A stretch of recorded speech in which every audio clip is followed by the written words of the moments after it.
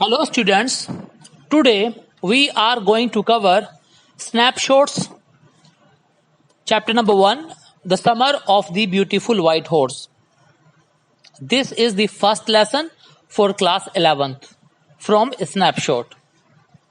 Before I begin, I would suggest you to sit with a notebook and pen and also your textbook so that you may note down all the difficult words that I would explain during this lecture.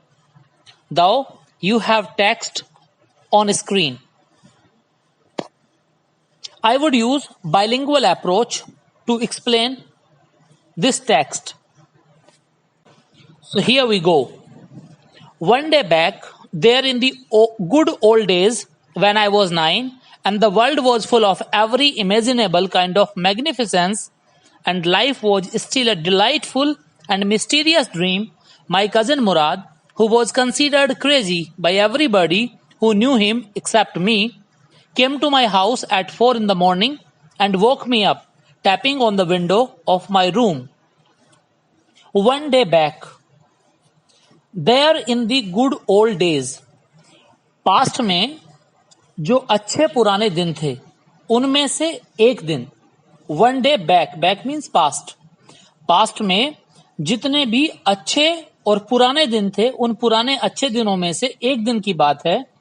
When I was 9, जब मैं 9 साल का था, and the world was full of every imaginable kind of magnificence, और उन दिनों जो मेरी दुनिया थी, मेरे इर्द गिर्द जो दुनिया थी पूरी, वो जितनी भी कल्पना की जाने वाली खूबसूरती थी उससे भरी हुई थी. Imaginable kind of magnificence, magnificence बोलते हैं एक्सट्रीमली ब्यूटीफुल. तो मैं जितनी भी खूबसूरती की जिंदगी में कल्पना कर सकता था वो सब खूबसूरती उस समय मेरे इर्द गिर्द मौजूद थी जब मैं 9 साल का था. ऑफ कोर्स जब हम चाइल्डहुड में होते हैं, जब हम अपनी टीन एज की तरफ जा रहे होते हैं, तो the world is really beautiful. It attracts us, it charms us. The same thing was with this narrator. And life was still a delightful and mysterious dream. और जिंदगी उस समय एक आनंदमय और रहस्य से भरा हुआ ख्वाब थी. Delightful means full of pleasure. Mysterious dream, रहस्यमय ख्वाब. चूंकि बहुत कुछ था लाइफ में उस समय एक्सप्लोर करने के लिए नरेटर के पास, अभी एज बहुत कम है.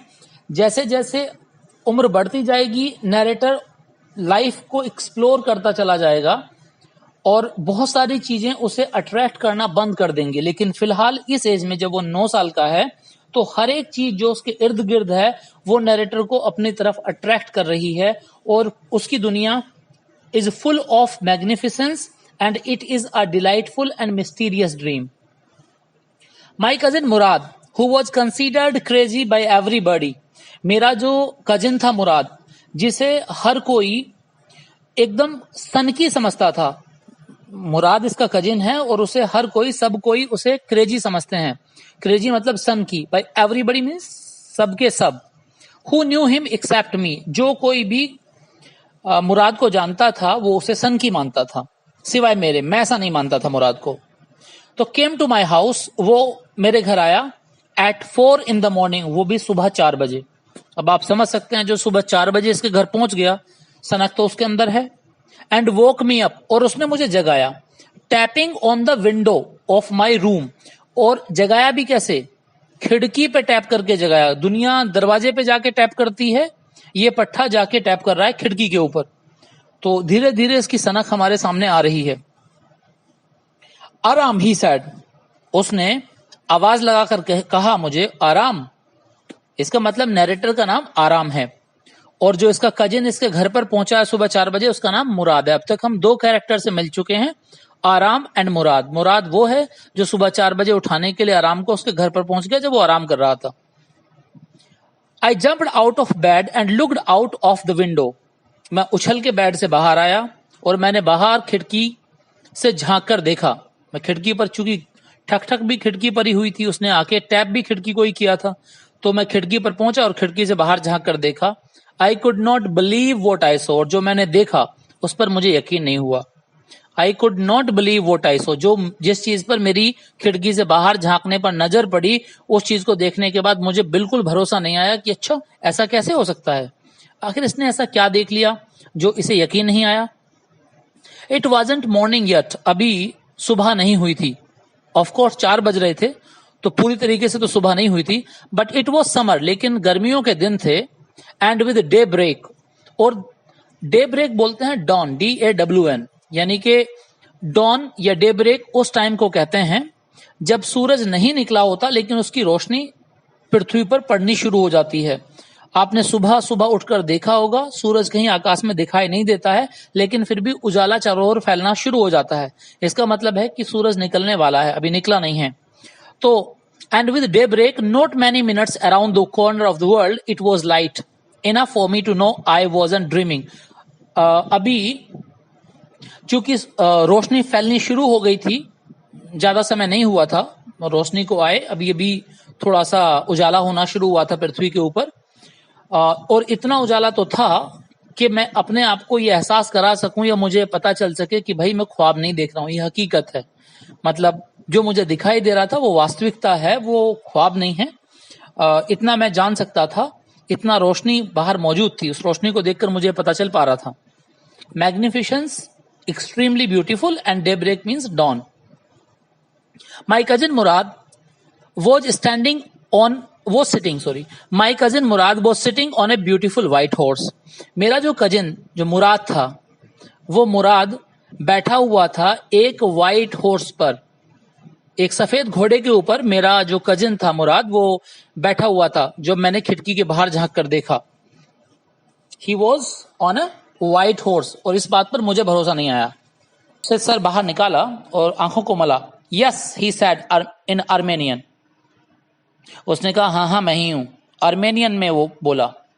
Armenian is a language of Armenia. Armenia is a country and it shares its border with Russia. तो उसने जिस लैंग्वेज में बात की वो आर्मेनियन लैंग्वेज थी, जो आर्मेनिया की है। इट इज अ हॉर्स, उसने कहा घोड़ा ही है। यू आर नॉट ड्रीमिंग, ख्वाब नहीं देख रहा है, सच में घोड़ा है। Make it quick if you want to ride, आजा फट से नीचे अगर तुझे राइड करनी है तो, अगर तू राइड करना चाहता है तो फट से नीचे आजा। I knew my cousin Murad enjoyed being alive more than anybody else who had ever fallen into the world by mistake. मुझे पता था, मैं इस बात को अच्छे से जानता था कि जो मेरा कजिन था मुराद, वो बहुत ही जीवित रहना पसंद करता था। ये जीवित रहना से क्या मतलब है? जीवित रहने से मतलब है जिंदा दिल। उसे जिंदा दिली से जीना पसंद था। मोर देन एनीबडी एल्स, किसी भी अन्य मनुष्य इंसान की अपेक्षा कोई भी उसके जितना जिंदा दिली से नहीं जी पाता था जितना वो जीता था। साथ में कह रहा है anybody else who had ever fallen into the world by mistake, किसी भी व्यक्ति से ज्यादा जिंदा दिली से जीना पसंद करता था जो व्यक्ति इस दुनिया में गलती से आ गया हो। अब जो इंसान खुशी से जी नहीं पा रहा है, जो इंसान जिंदा दिली से जी नहीं पा रहा है, तो ये मान लो कि वो बाय मिस्टेक ही यहां पर आ गया है। ये समझाने की कोशिश कर रहा है नैरेटर, यानी कि अगर आप जिंदा दिली से नहीं जी रहे हो तो आप एक गलती हो, आप किसी गलती की वजह से दुनिया में आए हो। But this was more than even I could believe, लेकिन इस बार जो उसने किया था ये उससे कुछ ज्यादा था जो मुझे उस पर भरोसा था। मतलब मैं उससे इतना ये उम्मीद नहीं कर सकता था कि वो ये भी कर देगा जो इस बार कर दिखाया उसने। In the first place my earliest memories had been memories of horse and my first longings had been longings to ride. सबसे पहले तो मैं आपको बता दूं कि मेरी जो सबसे पहली यादें हैं, मतलब जो मेरे सबसे बड़े ख्वाब हैं, उन ख्वाबों में जो सबसे पहला ख्वाब है उसे आप ये मान लो कि वो घोड़े की राइड करने का है। मैंने हमेशा बचपन से यही चाहा था कि काश मुझे भी किसी घोड़े पर बैठकर राइड करने का, घुड़सवारी करने का मौका मिले, और ये मेरी लॉन्गिंग थी, my first longings. First longings mean सबसे पहली इच्छा। Longing means keen desire, aching desire, ऐसी तीव्र इच्छा जिसके लिए आप तड़फते हो। Had been longings to ride, तो मेरी जो सबसे ज्यादा तीव्र इच्छा, जिन चीजों के लिए मैं तड़फता था, उनमें से एक तरफ ये थी कि कभी मुझे एक घोड़े को राइड करने का मौका मिले, घुड़सवारी करने का मौका मिले। ये मैं आपको पहले ही बता देता हूं।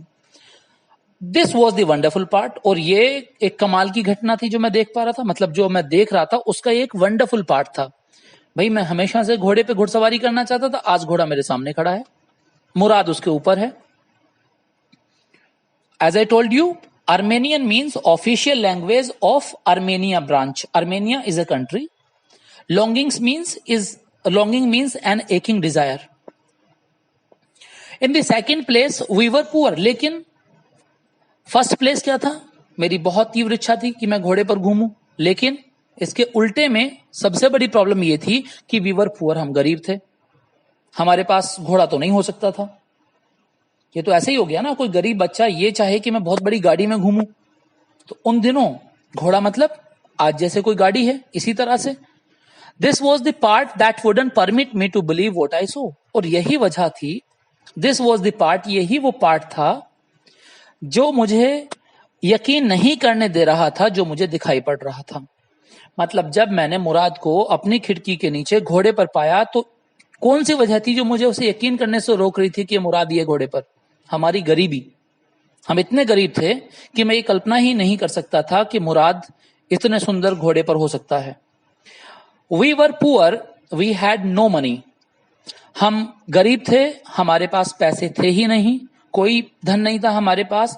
Are whole tribe was poverty stricken. हमारी पूरी की पूरी जनजाति, पूरी ट्राइब गरीबी की सताई हुई थी। पॉवर्टी स्ट्राइकन, गरीबी की सताई हुई थी। Every branch of the Garogalenian family was living in the most amazing and comical poverty in the world. Nobody could understand where we ever got money enough to keep us with food in our bellies. वो कह रहा है कि every branch of the Garogalenian family was living in the most amazing and comical poverty. Comical बोलते हैं funny. तो जितने भी लोग थे गैरोगलेनियन फैमिली के, सबसे पहले हमें यह समझना है कि गैरोगलेनियन क्या है। ये गैरोगलेनियन एक ट्राइब है, आर्मेनियन ट्राइब। जो गैरोगलेनियन फैमिली है वो एक आर्मेनियन ट्राइब है, आर्मेनिया से आए हुए लोगों की एक जनजाति है जो अमेरिका में रह रहे हैं। उन्हें हम गैरोगलेनियन फैमिली कहते हैं। इवन सेंचुरीज एगो ना, बहुत बहुत पहले, शताब्दियों पहले, ये कभी बहुत वेल्दीएस्ट फैमिली में से एक फैमिली हुआ करती थी। आर्मेनिया में ये लोग पहले बहुत अमीर हुआ करते थे, लेकिन 11वीं सेंचुरी से ये लगातार गरीबी को झेलते हुए आ रहे हैं। और राइटर ने गरीबी को बोला है amazing and comical poverty. Comical means funny, amazing means surprisingly funny, surprising poverty, एक पॉवर्टी जिसपे आराम से यकीन नहीं आता। Nobody could understand, अब वो इतने गरीब थे कि किसी को ये भी समझ में नहीं आता था where we ever got money to keep us with food in our bellies, कि हम आखिर हमें ये भी पता नहीं होता था, किसी को नहीं पता होता था कि आखिर हमारे पेट भरने के लिए जो भोजन आता है वो कैसे और कहां से आता है।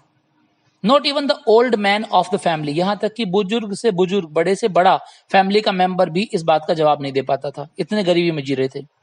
Most important of all, though we were famous for our honesty. Irony देखिए, दिस इज वेरी आयरोनिकल, कि इस सब के बावजूद हम लोग हर जगह अपनी ईमानदारी के लिए फेमस थे। मतलब बेइंतहा गरीब हैं, खाने के लाले पड़े हुए हैं, लेकिन ईमानदारी के लिए फेमस है। फिर भी ईमानदार बहुत हैं, चारों तरफ इनकी ईमानदारी की फेम है। We had been famous for our honesty for something like 11 centuries. और ये ईमानदारी आज की नहीं है, ये फेम कोई 2 दिन में 4 दिन में नहीं कमाई है, 11 शताब्दियों से, 11 सेंचुरीज। उससे पहले ये बहुत वेल्दी हुआ करते थे, मैंने बोला, लेकिन 11 सेंचुरी से लेके अब तक, 11 शताब्दियों से लेके अब तक ये इतने दिन प्रसिद्ध रहे हैं अपनी ईमानदारी के लिए, अपनी ऑनेस्टी के लिए। Even when we had been the wealthiest family in what we liked to think was the world, तब भी वो ईमानदार थे जब ये सबसे वेल्दी फैमिली हुआ करते थे इस दुनिया के अंदर। We were proud first, हमें अपने ऊपर गर्व पहले था। Honest next, हम ईमानदार बाद में थे, अपने ऊपर गर्व पहले करते थे। And after that we believed in right and wrong, और उसके बाद हम सही और गलत को तरजीह देते थे। सही और गलत इसके बाद आता था। पहले खुद पे गर्व, फिर ईमानदारी, और फिर उसके बाद सही और गलत। None of us would take advantage of anybody in the world, let alone steal. None of us, हम में से कोई भी, हमारी गैरो गलेनियन फैमिली के अंदर से एक भी इंसान तुम्हें ऐसा नहीं मिलेगा जो किसी इंसान का गलत फायदा उठा ले। चोरी करने की तो बात ही छोड़ दो, let alone steal। चोरी की तो बात ही एक तरफ कर दो, चोरी तो हम कर ही नहीं सकते। हम तो इतने ईमानदार हैं कि किसी आदमी का थोड़ा सा फायदा भी नहीं उठा सकते हैं। Consequently, even though I could see the horse so magnificent, even though I could smell it so lovely, even though I could hear it breathing so exciting, I couldn't believe the horse had anything to do with my cousin Murad, or with me, or with any of the other members of our family, sleep or awake, because I knew my cousin Murad couldn't have bought the horse, and if he couldn't have bought it, he must have stolen it, and I refused to believe he had stolen it. आराम इतना excited था कि वो अपने सामने उस घोड़े को देख रहा था जो इतना खूबसूरत था, इतना प्यारा था। कॉन्सिक्वेंटली, परिणाम स्वरूप, even though I could see the horse, मुझे यहां तक कि घोड़ा अपने सामने दिखाई दे रहा था, सो मैग्निफिसेंट, जो इतना खूबसूरत, इतना प्यारा था। Even though I could smell it, यहां तक कि मैं उसकी गंध महसूस कर पा रहा था, उसकी गंध मुझे घोड़े की अपने तक पहुंचती दिख रही थी। सो लवली, जो मुझे इतना प्यारा लग रहा था। Even though I could hear it breathing, यहां तक कि मैं उस घोड़े के सांस लेने की आवाज को भी महसूस कर पा रहा था। So exciting, it was so exciting, ये मुझे बहुत ज्यादा एक्साइटमेंट दे रहा था। आराम इस बात से बहुत एक्साइटेड था कि वो अपने सामने खड़े हुए घोड़े को देख रहा था जो बेहद खूबसूरत था, वो उसकी गंध को महसूस कर पा रहा था, वो उसके प्यारेपन को महसूस कर पा रहा था, वो उसको सांस लेते हुए महसूस कर पा रहा था। I couldn't believe the horse had anything to do with my cousin, लेकिन इसके बावजूद मुझे इस बात का भरोसा नहीं होकर दे रहा था, मुझे ये बात समझ नहीं आ रही थी कि इस घोड़े का मेरे कजिन मुराद से क्या लेना देना है, ये मेरे कजिन मुराद के पास कैसे हो सकता है, और विद मी, ये इसका मुझसे क्या लेना देना हो सकता है, और with any of the other members of our family, या किसी भी हमारे फैमिली के किसी भी मेंबर से इस घोड़े का क्या लेना देना हो सकता है। ये घोड़ा तो किसी भी कीमत पे हमारी फैमिली में से किसी का भी हो ही नहीं सकता। स्लीप और अवेक, ना सोते में ना जागते में। Because I knew my cousin Murad could not have both this horse, क्योंकि मुझे पता था मेरा कजिन जो मुराद है वो इस घोड़े को खरीदने की औकात नहीं रखता है, वो खरीद तो सकता ही नहीं है। And if he couldn't have bought it, और अगर उसने ये खरीदा नहीं है, he must have stolen it, तो चोरी किया होगा पक्का, फिर तो चोरी ही किया होगा ना अगर खरीद नहीं सकता है तो। And I refuse to believe he had stolen it, और इस बात को मैं बिल्कुल मानने से मैंने इनकार कर दिया कि वो चोरी कर सकता है। चोरी कर ही नहीं सकता, ऐसे कैसे कर लेगा? 11 सेंचुरी से हमने इतनी ईमानदारी कमाई है, वाह, ऐसी चोरी कर लेगा? चोरी कर नहीं सकता। No member of the Garoghlanian family could be a thief, कोई भी मेंबर गैरोगलेनियन फैमिली का चोर हो नहीं सकता, ना चोरी नहीं कर सकता गैरोगलेनियन फैमिली का कोई भी सदस्य। I stared first at my cousin, पहले तो मैंने घूर कर देखा अपने कजिन को, and then at the horse, तो फिर मैंने घूर कर देखा उस घोड़े को। There was a pious stillness and humour in each of them, उन दोनों में ही, आराम में भी और उस घोड़े में भी, सॉरी मुराद में और उस घोड़े में, दोनों में एक पावन सी, पायस बोलते हैं पवित्र, पावन सी शांति, स्टिलनेस मीन्स पीसफुलनेस, दोनों के ही अंदर एक गजब की शांति थी, एंड ह्यूमर, और खुशी थी, दोनों ही खुश लग रहे थे। मुराद भी खुश, happy, pleased, humour means pleased, वो दोनों ही बेहद खुश लग रहे थे। Which on one hand dilated मी, उनकी खुशी देखकर एक तरफ तो मुझे बेहद खुशी हुई, delighted me means I felt happy, and on the other frightened me, लेकिन जब सोचा ये घोड़ा आया कहां से है तो मुझे डर भी लगा। On the other hand frightened me, मुझे डर भी लगा, भय भी लगा। I felt frightened also. Mourad, I said, where did you steal this horse? Mourad, मैंने कहा, घोड़ा कहां से चुराया है? मुराद, घोड़ा कहां से चुराया है? Leap out of the window, he said, if you want to ride, उसने एकदम से कहा नीचे उतरिए अगर राइड करनी है तो, अगर घुड़सवारी करनी है तो नीचे उतर के आ जा चुपचाप। It was true then, he had stolen the horse, there was no question about it. अच्छा, तो ये सच था, उसने घोड़ा चुराया ही था, इसमें अब कोई शक सुबह बाकी रह ही नहीं गया था। There was no question about it, he had come to invite me to ride और नॉट एज आई चूज। बस वो तो मेरे पास एक निमंत्रण लेकर आया था कि भैया तेरी इच्छा हो तो आजा राइड कर ले, ना हो तो मौज कर, यहीं पर हम चले राइड करने। वो तो एक इनविटेशन लेकर आया था मेरे पास राइड के लिए, ये मेरा चुनाव था कि मैं राइड करूं या ना करूं। तो ये तय हो गया कि वो जवाब नहीं दे रहा है, इसका मतलब उसने घोड़े को चोरी किया है। Well it seemed to me stealing a horse for a ride was not the same thing as stealing something else such as money. Well it seemed to me, खैर उस समय मुझे ऐसा लगा कि भैया देखो, घोड़े को चोरी करना, वो भी राइड करने के लिए, चोरी नहीं होती। क्या बेहतरीन सेल्फ डिफेंस में इसने सिचुएशन को जस्टिफाई ठहराने के लिए सेंटेंस ढूंढा है। चूंकि आराम भी उस घोड़े पर घूमना चाहता है तो उसने अपने आप को समझाना शुरू किया। क्या एक्सप्लेनेशन दी? इट सीम्ड टू मी, मुझे ऐसा लगा कि स्टीलिंग ए हॉर्स, घोड़े को चोरी करना, फॉर ए राइड, घुड़सवारी के लिए, was not the same thing, चोरी नहीं है, एज स्टीलिंग समथिंग, जैसे कि कोई और चोरी करते हैं ना, पैसे वगैरह, मनी वगैरह चोरी करते हैं, ये वो वाली चोरी नहीं मानी जाएगी जो चोरी पैसों की होती है।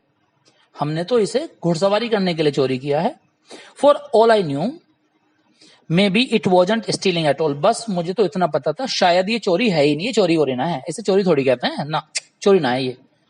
If you were crazy about horses the way my cousin Murad and I were, it wasn't stealing. अगर आप घुड़सवारी करने के लिए आपके ऊपर उतना ही पागलपन सवार हो जितना कि मेरे ऊपर और मेरे कजिन मुराद के ऊपर था, तो आप इसे चोरी नहीं बता सकते, फिर ये चोरी नहीं रहेगी। It wouldn't become stealing until we offer to sell the horse. अब अगला तर्क दिया, अगला लॉजिक दिया, ये सिचुएशन को रैशनलाइज करने की कोशिश कर रहा है। अब कह रहा है कि इट वुडन बी स्टीलिंग, इसे हम चोरी तब तक नहीं कहेंगे, until we offer to sell the horse, जब तक कि हम घोड़े को बेचने के लिए, जब तक कि हम घोड़े को सेल पर नहीं रख देते हैं, जब तक कि हम घोड़े को बेचने के लिए राजी नहीं होते हैं, तब तक ये चोरी नहीं है।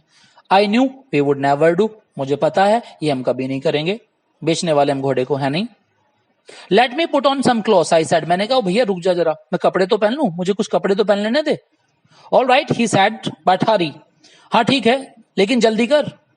मुराद ने कहा हाँ कपड़े वपड़े पहन ले, जल्दी कर। लेकिन I leaped into my clothes, मैं उछलकर अपने कपड़ों पर पहुंचा। I jumped down to the yard, और मैं उछलकर नीचे आया कपड़े पहनने के बाद आंगन में, फ्रॉम द विंडो, खिड़की से, and leaped up on to the horse, और उछलकर चढ़ गया घोड़े पर, behind my cousin Murad.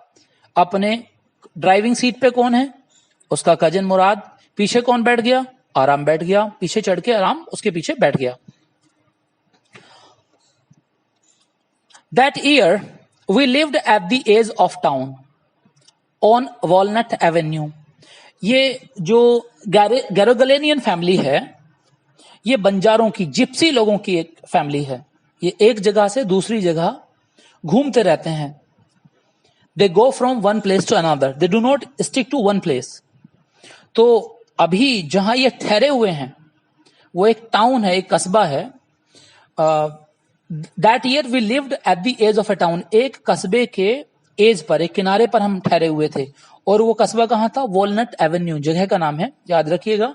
Walnut Avenue एक जगह है, वहां पर ये रुके हुए थे। और वो एक एज पर, एक किनारे पर मौजूद था, एक कस्बे के, एक टाउन के। Behind our house was the country vineyards, orchards, irrigation ditches, and country roads. In less than 3 minutes, we were on Olive Avenue, and then the horse began to trot. Behind our house, हमारे घर के पीछे, जहां हमने घर बना रखे थे अपने, उनके पीछे जो कंट्री थी, जो गांव था, उस गांव की तरफ जो खेत थे, वहां पर वाइन यार्ड्स थे, अंगूरों के बगीचे, वाइन यार्ड्स।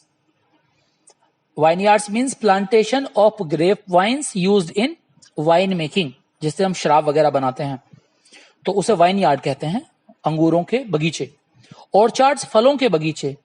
इरिगेशन डिचेस, ये मैनमेड चैनल्स होते हैं जिनसे हम आप पानी निकाल के घरों की तरफ, गड्ढे, कुएं जिन्हें हम बोलते हैं, जिससे पानी निकालते हैं, वो वहां पर थे। एंड कंट्री रोड्स, और वहां पर वही जो चक्रोड बोलते हैं जिसे, कंट्री रोड्स, मतलब जो जंगल में जाने वाले छोटे छोटे रास्ते होते हैं, वो वहां पर बने हुए थे। In less than 3 minutes we were on Olive Avenue. 3 minute भी नहीं लगे हमें घोड़े पर बैठ के भागते हुए, और हम पहुंच गए ऑलिव एवेन्यू। ये एक जगह है, वॉलनट एवेन्यू से ये पहुंच गए ऑलिव एवेन्यू।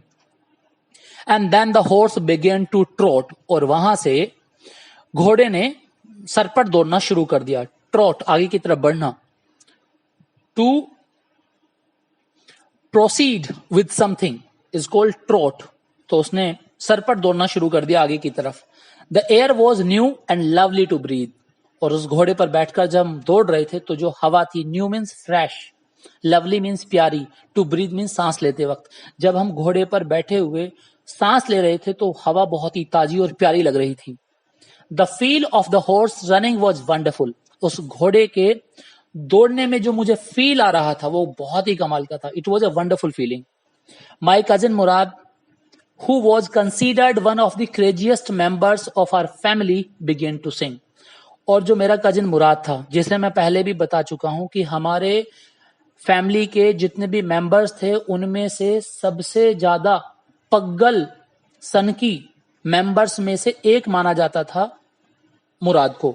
इसे बहुत ही सनकी माना जाता था, सब सनकी ही मानते थे। तो उसने घोड़े पर गाना शुरू कर दिया। घोड़े को दौड़ाते हुए अचानक से उसके गीत निकलने लगे, उसने तान छेड़ दी, उसने गाना गाना शुरू कर दिया। I mean he began to roar. भैया गाना क्या गा रहा था, वो तो दहाड़ ही रहा था।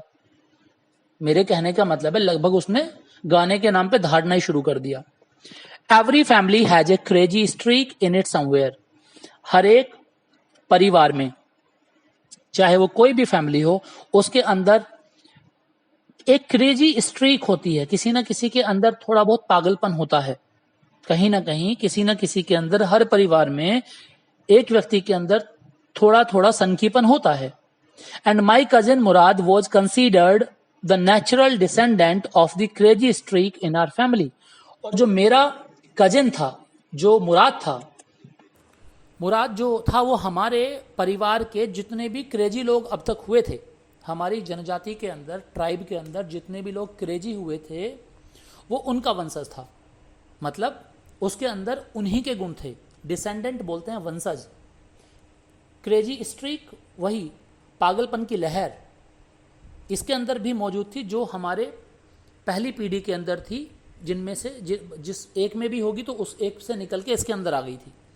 बिफोर हिम, और उससे पहले कौन था हमारी फैमिली में ऐसा? Before him was our uncle Khosrove. उससे पहले हमारी फैमिली में मौजूद हैं बिल्कुल उसी के नमूने पर अंकल खुसरौ, या ये कहो कि अंकल खुसरौ के नमूने पर ये है। इसके अंदर वो सारे गुण हैं जो अंकल खुसरौ के अंदर है।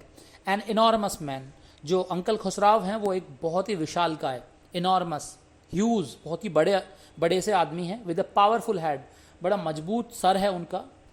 ऑफ ब्लैक हेयर, और उस सर के ऊपर काले काले बाल। And the largest moustache in the San Joaquin valley, और पूरी घाटी में, जो हमारे यहाँ पर एक घाटी है, यहाँ पे जिस घाटी का नाम लिया गया है वो है सैन जैक्विन वैली। ये एक बहुत ही लॉन्ग इंटीरियर वैलीज है, वैलीज में से एक है कैलिफोर्निया के अंदर। ये जो सैन जैक्विन वैली है ये कैलिफोर्निया में पड़ती है। तो कह रहा है कि कैलिफोर्निया के अंदर जो सैन जैक्विन वैली है, उस वैली के अंदर मुश्किल से ही कोई आदमी होगा जिसकी मूछें इतनी ज़बरदस्त हों जितनी कि अंकल खुसरौ की हैं। उसके अलावा a man so furious in temper, और केवल इतना ही नहीं, वो आदमी बेहद तुनक मिजाज, फ्यूरियस इन टेम्पर, पता नहीं कब कैसा बिहेव कर दे, कह नहीं सकते। शॉर्ट टेम्पर्ड है, बड़ी तेजी से गुस्सा आता है एकदम से। सो इरिटेबल, इतना चिड़चिड़ा इंसान है। सो इम्पेशेंट, इतना बेसब्र इंसान है, मतलब कोई ऐब है नहीं जो उसके अंदर ना हो, सारे ऐब मौजूद अंकल जी में। That he stopped anyone from talking by roaring, कि कोई अगर उनके सामने बात कर रहा हो तो अचानक से दहाड़ पड़े और उस आदमी की बोलती बंद कर दें। किसी को अपने सामने बोलने ही ना दें, अचानक से दहाड़ पड़ते हैं। और दहाड़ते हुए क्या बोलते हैं? It is no harm, pay no tension to it. हमेशा दहाड़ते बोलते हैं, कोई दिक्कत ना है, इस पर ध्यान न दे, पे नो टेंशन टू इट। ये उनका पैट डायलॉग है। उनसे कोई कुछ भी बोले, there is no harm, pay no tension to it, pay no attention, ध्यान मत दो इस पर। That was all, no matter what anybody happen to be talking about, चाहे कोई कुछ भी बात कर रहा हो, उनके पास यही होता था बोलने के लिए। दैट वॉज ऑल, वो यही बोलते थे, नो मैटर, चाहे what anybody happen to be talking about, चाहे कोई किसी भी बारे में बात क्यों ना कर रहा हो। Once it was his son, his own son, Arak, running 8 blocks to the barber shop where his father was having his mustache trimmed to tell him their house was on fire. एक बार उनका अपना बेटा, uncle खुसराव का अपना बेटा जिसका नाम था अरक, वो 8 ब्लॉक की दूरी पर, जैसे डिस्टेंस होती है मील ऐसे ही ब्लॉक, 8 ब्लॉक की दूरी को तय करके वहां पहुंचा उनके पास, अंकल के पास। अंकल कहाँ थे उस समय? अ बार्बर शॉप, एक नाई की दुकान पर थे। Where his father was having his moustache, जहां अरक के पापा यानी कि अंकल खुसराव अपनी मूछों को ट्रिम करवा रहे थे, अपनी मूछें बनवा रहे थे, मूछें सही करवा रहे थे। टू टेल हिम, और क्यों आया वहां? उन्हें बताने के लिए आया, that their house was on fire, कि पापा घर में आग लग गई। खुसराव को बताने के लिए बेटा पहुंचा कि पापा घर में आग लग गई। This man Khosrove sat up in the chair, ये आदमी खुसराव कुर्सी पे एकदम सीधा हो गया, एंड रोड, और दहाड़ा एकदम बहुत जोर से, it is no harm, pay no attention to it, कोई दिक्कत ना है, ध्यान ना दो इस पे। The barber said, but the boy says your house is on fire, लेकिन बार्बर ने कहा, ना ही बोला, लेकिन लड़का ये कह रहा है घर में आग लग गई। सो खुसराव रोड, फिर खुसराव दोबारा से दोहाड़ा, इनफ, बोला ना बहुत हो गया, इट इज नो हार्म, आई से मैं कह रहा हूं ना कोई दिक्कत ना है। तो माई cousin Murad was considered the natural descendant of this man, जो मेरा कजिन मुराद था वो स्वाभाविक रूप से इसी आदमी का वंशज माना जाता था, इसी आदमी के सारे गुण मुराद में मौजूद थे। ऑल्दो मुराद फादर वॉज जोराब, हालांकि मुराद का पापा नहीं थे, वो पिताजी नहीं थे, मुराद के पिताजी तो जोराब थे। Who was practical and nothing else, Zorab जो थे मुराद के पिताजी, वो बेहद व्यवहारिक व्यक्ति थे, बहुत प्रैक्टिकल व्यक्ति थे, इससे ज़्यादा कुछ नहीं। That is how it was in our tribe, हमारी ट्राइब में, हमारी जनजाति में ऐसा ही था। A man could be the father of his own, could be the father of his sons flesh, but that did not mean that he was also the father of his spirit. एक आदमी एक बेटे की मांस और मज्जा का, शरीर के अंदर जो शरीर है, यहाँ फ्लैश का मतलब बॉडी से है, एक व्यक्ति अपने बेटे की बॉडी का तो बाप हो सकता है, फ्लैश का तो बाप हो सकता है, लेकिन जो उसके अंदर है हार्डवेयर का तो हो सकता है, लेकिन सॉफ्टवेयर का हो ये जरूरी नहीं है, ये कहना चाहता है writer. That did not mean that he was also the father of his spirit, spirit means अंदर दिमाग, उसकी साइकी, उसकी सोल, उसकी आत्मा, इसका फादर नहीं हो सकता। The distribution of the various kinds of spirit of our tribe had been from the beginning capricious and vagrant. जो हमारी जनजाति है उसके अंदर जो स्पिरिट का डिस्ट्रीब्यूशन किया गया है, स्पिरिट मीन साइकी, विचारधारा, आत्मा, सॉफ्टवेयर, जो इसका बंटवारा किया गया है, जो भी वो देने वाला है ईश्वर भगवान, अगर देखा जाए तो शुरुआत से ही उसका बंटवारा काफ़ी कैप्रिशियस और वेगरेंट रहा है। कैप्रिशियस मीन्स फिकल, कैप्रिशियस मीन्स इनकंसिस्टेंट, जो जिसमें कंसिस्टेंसी ना हो, जिसमें निरंतरता ना हो, वो कभी इधर कभी उधर डोले, तो उसे कैप्रिशियस बोलते हैं। और वेगरेंट मीन्स आवारा, a person without a settled home और वर्क, उसे हम वेगरेंट बोलते हैं। तो अगर हम सिंपल लैंग्वेज में इसे समझने की कोशिश करें तो हम कहेंगे कि हमारे यहाँ पर जो बहुत सीरियस आदमी है, हो सकता है उसका बेटा वैगरेंट टाइप हो, आवारा टाइप हो, और ऐसा भी है कि अगर कोई बहुत वैगरेंट इंसान है तो हो सकता है उसका बेटा बहुत सीरियस हो। ऐसा हमारी ट्राइब में बहुत देखने को मिलता है।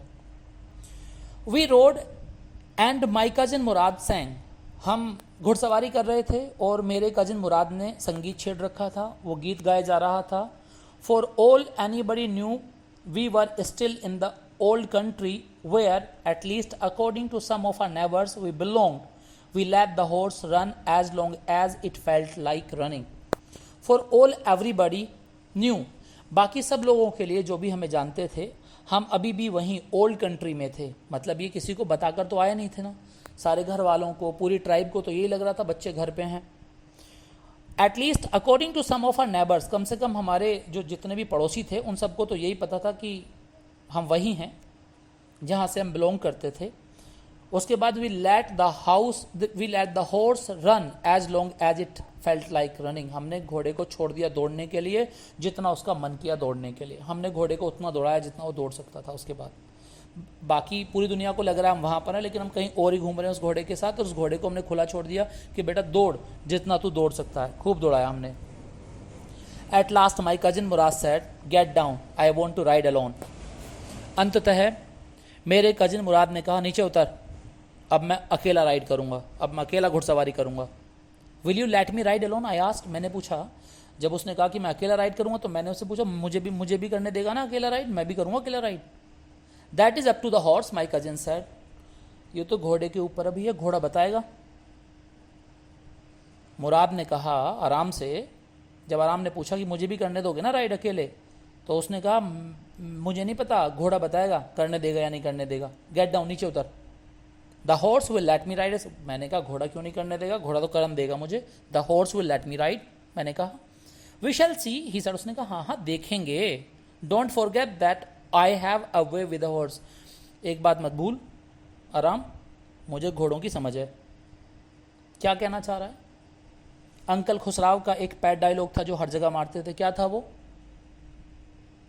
There is no harm, pay no attention to it. इसी तरह इन साहब का भी एक पैट डायलॉग है,